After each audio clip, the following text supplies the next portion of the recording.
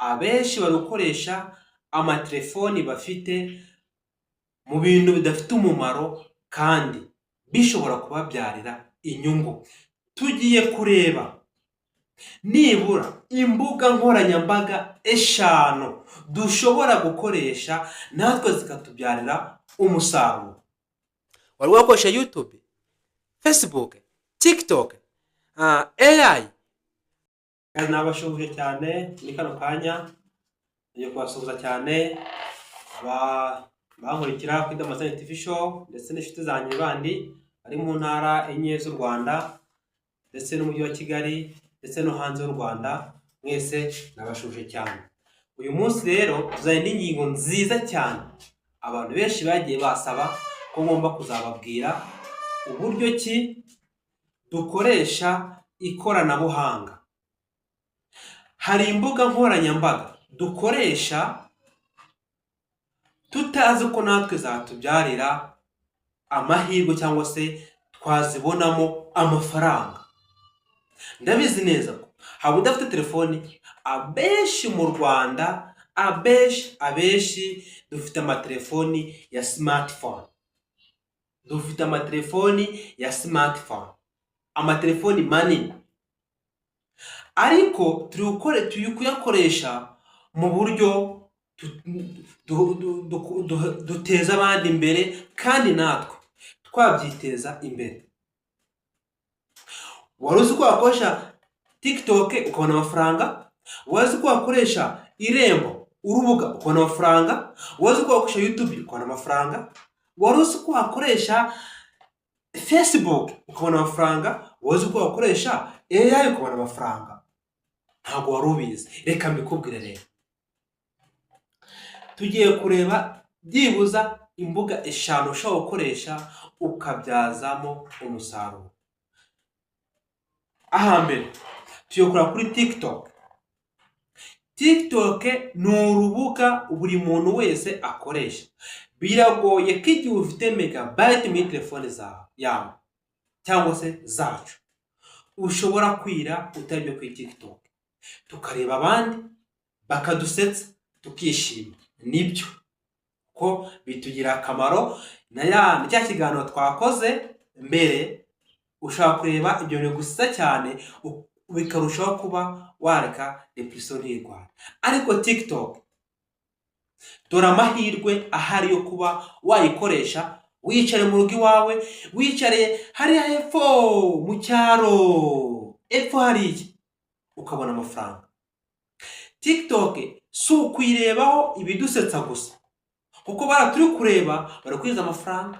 Iyo telefone ufite ushobora kureba ifite kamera, ushobora kwikamera, ushobora kamera ibindi bintu runaka, ushobora kuririmba ugashyiraho izo video zizatuma ubona iki? Amafaranga. None se ko babishyiraho tukareba tugaseka tukishima, wowe ntabwo ushobora gukora video ugashyira kuri TikTok bakakureba nawe ugasaba ukabona amafaranga? Birashoboka. Abantu abenshi dufite imishinga igiye itandukanye. Hari abacuruzi, hari abahinzi, hari aborozi, hari abakora iyo mishinga dukora. Ibyo dukora ushobora gufata video yawe, wamara kuyifata ukayishyira kuri TikTok, bigatuma ukamamaza. Niba ucuruza hariya hepfo hari benshi bashobora kuza kugushorera cyangwa bashobora kukugurira ubuhinzi, amatungo, ibintu byinshi cyane. Iriya video ugafotora ugashyira kuri TikTok, abantu bakabireba, bigatuma wamamaza, ugasanga bikugira inyungu kuri wowe. Abantu baraje, abakiriya, cyangwa se na TikTok ubwayo ukajya gute ukabona amafaranga. Niba utabizi, niba utazi gufungura account kuri TikTok, yandikira muri comment nkwigisha ukuntu ushaka gufungura account yawe kandi ukabona amafaranga. Kuri TikTok rero uzasanga abenshi bakora ngo ama live, ntabwo abenshi ni mubizi kuko mucaho muscrollinga mwizamukira mwisekera, ubwo birarangiye. Ugasanga uza megabytes 2,000 urareba abandi urasita nibyo, ariko bo barinjije. Hari abakora ama live bakaganiraho imbona nkubone gutya bari kuganira. Hari ibyo bita amakoyini, ibyo nitubyinjiramo neza mubishaka tuzabirebaho. Ugasanga umuntu avuye mu gitondo yigiye kuri TikTok araganiriza abantu, aragira gute, baramuha amafaranga. Ibyo rwose ugasanga ku munsi akora ibihumbi birenga 100, 250 kandi yicariye. Urumva ko ushobora gukoresha TikTok mu buryo bwiza, ugasanga ukoze ibyo bita ama-live, ugasanga ubonye amafaranga. Uzasanga abenshi nabivuze kare, uzasanga nk'umuntu aracuruje imyenda, acuruje ibitenge, ugasanga uze botike, ugasanga berekana ngo ibi ngibi, ugasanga ngo iyakure turabigushyira aha ngaha bikugereho, sibyo se? Usanga abenshi tugura ibintu, ugasanga abantu bari muri Kigali, uguze ikintu i Kigali bakikuzane n'imodoka kikugezeho arepfo mu cyari wawe. Byatutse abakoresheje ama TikTok bari kwamamaza bakabona amafaranga. Urubuga rwa TikTok muri no minsi rufite amahirwe menshi yuko warukoreraho, cyane cyane rubyiruko. Mureka gukoresha TikTok mu buryo butari bwiza, mwishimisha, mushyiraho ibintu bitari ngombwa, mukorerehamo amafaranga. Ni urubuga rwiza tukubona amafaranga. Ufite telefone yawe wavuguza megabyte zawe. Muri no minsi kubona umuntu w'urubyiruko udafite megabyte kirazira. Twinjiye mu biruhuko, banyeshuri, abantu bafite amatelefone, mukora amafaranga, muzajya kwiga mu kwa 9 ufite amafaranga. Pana byo tureba ibintu bitari ngombwa, bitari byiza, ibyo rwose tubyihorere. Urumva ko hari benshi atabango rero ngo twebwe ngo twukwireberaho, ngo tuzukuru bafungura account, ngo tuzukuru kuzuza ibisabwa, ngo ibyo ngibyo no bishaka munyarike muri comment. Ndabigisha urayimenya nayo kugira ngo ureke ujya kwirirwa ureba iby'abandi, naye barebe ibyawe bishime, abantu bakende pension kandi wamamaze, ukora ama live ubone amafaranga kuri TikTok. Urumva ko TikTok namariko dufite cyane ko mu kiganiro cyo mu mezi yashize hari abantu babajije, harimo Bruce Melody, harimo Mutesi Scovia, babajije Perezida Repubulika ati ku cyurubuga rwa TikTok mu Rwanda abenshi tujya gufungurira hanze tukabona bikatugora, kuki twe mugana bitari gukunda ngo tubone amafaranga. Perezida Repubulika yabihaye umurongo, TikTok rumwe kubona iki amafaranga. Ikindi urundi rubuga rwiza abenshi tutamenya, urubuga bita Irembo. Turabizi ko leta muri no minsi madushikeza kwishakira ibyangombwa, kuko ufite telefone yawe ya smart, ufite megabyte, ariko kwa gitondo umurongo ahantu ugiye kudekara cyangwa runaka. Ibyo ntabwo bigikunda rwose. Niba karo kwa cyo kiganiro, ibyangombwa by'ubutaka, ibyo irangamimerere, ibyo kwishyura mituweli, ibyo kwishyura byose uca ku Irembo. Ibyo ngibyo ushaka kubyidekararira. Ushaka kwenda ngo wadekarara gute? Nyandikira hasi muri comment, nzabishukuru ushaka kwidekarara cyangombwa, ku buryo ibyangombwa byibanze ushobora kubyidekararira, ukajya gushaka mu Irembo cyangwa se gushaka mu zindi nzego ibyangombwa bindi biri hejuru birengeje ubushobozi bwa telefone yawe. Kuko ufite nase telefone yakumariye iki? Shuti yanjye, telefone yakumariye iki koko? Ndakwinginze, niba ufite smartphone, Irembo ujya muri Google Chrome, byo tuzabireba, ujya muri Google Chrome ukandikamo www.irembo bitabizaho, ushaka ko ufungura account, ibyo ngibyo bishaka tuzabereka hasi uburyo ushaka gufungura account ku Irembo ukidekarara icyangombwa cyawe cyose. Ibaze umuntu w'urubyiruko pe, ufite telefone urayizi, akajya kudekarara, mama wajya kudekarara, ntushaka kumudekararira. Ibyo tuzabirora uba rw'Irembo rero rushobora kugufasha kugira ngo nawe witeze imbere. Ya mafaranga wagatanze byaki ushaka kwihangira imirimo nawe ubwawe, ukajya hariya kudekarira abantu mu buryo bwemewe n'amategeko. Hano gushaka kuyibuteba n'amategeko, uburyo bwemewe n'amategeko. Ibyo rero urubuga rw'Irembo bizabifashamo ukoresheje telefone yawe kugira ngo ugere ku iterambere, ugire icyo ugeraho, ugabanye ingendo wakoraga, ku buryo urubuga rw'Irembo ni rwiza kandi uzashimira nyuma, kuko hari ibyangombwa byinshi uzidekararira kandi bigakunda. Urundi rubuga rugiye kureba, urubuga rwa Facebook. Yebaba we, uri gusanga benshi urubyiruko bari kuri Facebook. Facebook bino minsi byaroroshye. N'ubundi naho tujyaho turi amavideo y'abantu. Facebook tujyaho twipostingira, abantu bagiye muri shoot, bajya gupostinga ibintu, ugasanga nyine biri aho ngaho ngo nibyo kwinezeza. Kandi ushobora gukoresha Facebook ukabona amafaranga. Ushobora gupostinga nibyo ukabona amafaranga, ariko abashi ntabwo tubizi. Twabonye ushobora gufata ya video ko ufite smartphone yawe, abenshi bavuga ngo none se ngo telefone ngo ntibona, unagano ngo atabona ukameze gutya. Oya, birashoboka ko ushobora gufata video ukimeze kose, ariko biba byiza bibaye nziza ugashyira kuri Facebook, abantu bakakureba nawe bagaseka. Uko bari guseka, uko bari kwireba, niko uzabona amafaranga.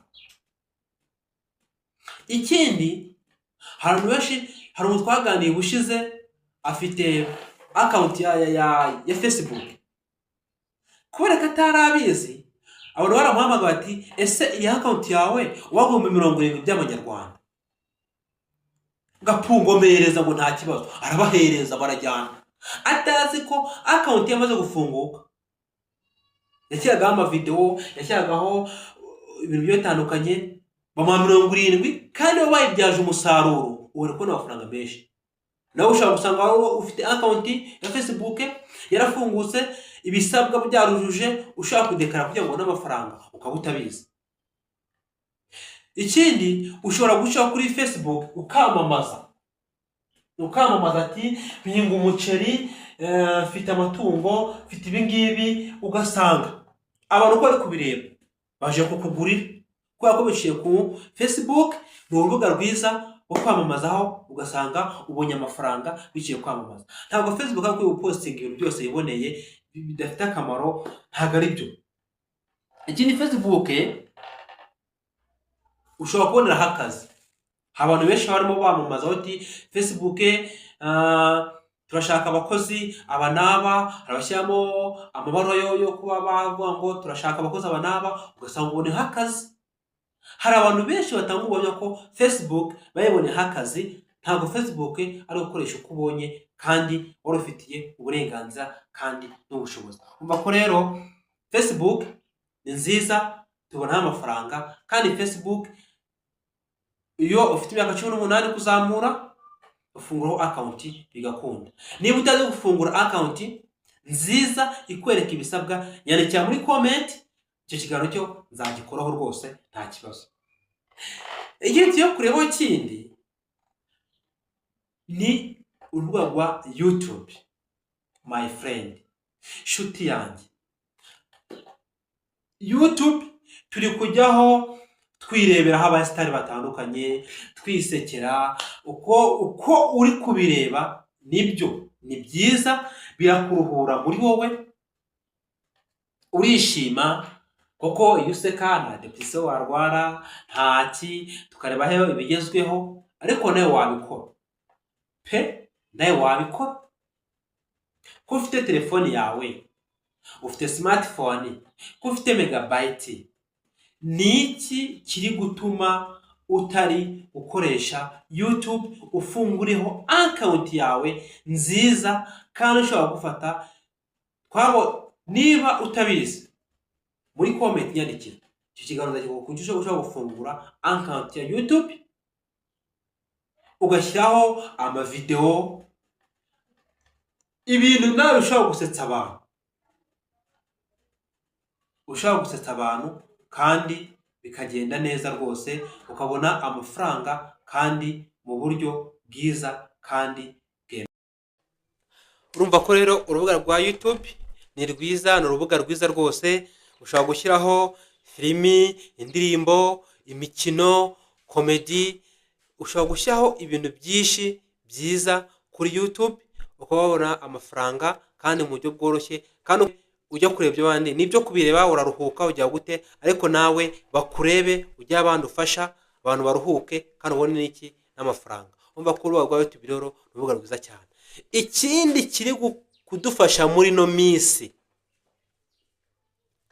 AI, artificial intelligence, cyangwa se ubwenge buhangana. Ni app ujya muri Play Store ukadownloadinga, ni nyinshi, AI ni nyinshi, harimo ChatGPT, harimo AI mode, harimo ni nyinshi. AI ni mu buryo bugiye butandukanye ishobora kugufasha kuyikoresha neza kugira ngo ubone, ushobora kubona amafaranga nibyo, kandi no kunguka ubumenyi. AI ushobora kuyikoresha ikintu ushobora gushyira kuri Facebook, YouTube, TikTok na Facebook nibyo. Ushobora kuba utazi gukoresha Irembo, ukajyamo muri AI, abenshi bakoresha ChatGPT. Ni app ujya muri Play Store wandikemo ChatGPT, ibirahita guha app, cyangwa se ujye muri Google Chrome wandikamo AI mode. Ubwo ni uburyo n'umuntu niba mutabizi munyandike muri comment ndabasobanura ukuntu bigenda. Aho rero ushobora gufasha n'umuntu kwizamuga nkoranyambaga zindi ushobora gushyiramo bikaba byiza. Ikindi AI ishobora gufasha ni uburyo bwo kwiyungura ubumenyi, cyane cyane abanyeshuri no minsi ushobora gushyiramo kayibaza ikibazo runaka ikagusubiza. Ni ubwenge buhangano nyine, ni artificial intelligence, ni ubwenge buhangano. AI ushobora kuba ikintu utazi pe, ushyiramo ukayibaza ikagusobanurira. Abantu mushaka kwiga kuririmba ushobora gushyiramo tinyisha uburyo baririmba ikagufasha. AI ishobora kugukorera indirimbo, birashoboka. AI ishobora kwigira umushinga, rubyiruko muri kujyana imishinga mu gutanga imishinga kugira ngo mubone amafaranga. Koresha AI wikorere umushinga. AI iragufasha neza cyane rwose, kuko ufite telefone yawe, ufite megabyte zawe, iyo application kushyiramo biroroshye, kutayikoresha kugira ngo byorohe. AI ushobora gushyiramo ikakwandikira ibaruwa, ushobora gushyiramo kwandikira icyo ushaka cyose, ushobora kubaza AI, ushobora gushyiramo ikagufasha ukabona amakuru meza kandi ahagije, ukajya kubaza uzi neza ko ibyo witwaje. Urajya kudepoza, koresha AI. Kwiga, abantu bari kwigira amaprime, ushobora gushyiramo AI ikagufasha. Abantu muri kwiga amategeko y'umuhanda niyo twayibonye, abantu muri kwiga imyuga, ibintu byose AI ni urubuga rwiza ruri gufasha abantu kwiyungura ubumenyi, kumenya indimi, ibintu byose bishoboka. AI ni urubuga rwiza washyira muri telefone yawe rukagufasha mu byo ukora byose. Urumva ko rero niba ukurikiye kino kiganiro rero nshuti yanjye, abavandimwe banjye, niba mukurikiye kino kiganiro hirya no hino ku isi nabize ko munkurikiye, ejo bundi umuntu yanyandikiye uri muri Canada anyandikira muri comment, nzayibereka uburyo kise mu Rwanda AI tuyikoresha dute. Nanjye rwose AI ndayikoresha kandi AI ngira umumaro mwiza cyane. Urumva ko ni byiza cyane koresha AI. Twabonye uburyo bwinshi bitandukanye, koresha Facebook, TikTok, Irembo, Facebook, YouTube, ni imbuga nkoranyambaga nziza. Tuzikoreshe neza, tuzibyaze umusaruro, tubona amafaranga, dutera imbere, nako twiyungure. Nituzikoresha nabi zizatugiraho ingaruka, ariko nituzikoresha neza tuzagera kwiterambere kandi tuzagera ku buryo bwiza. Urumva ko rero ikoranabuhanga ni ryiza, ni byiza cyane, bikoreshe utere imbere. Ciao, tuzasubira mu kiganiro cy'ubutaha.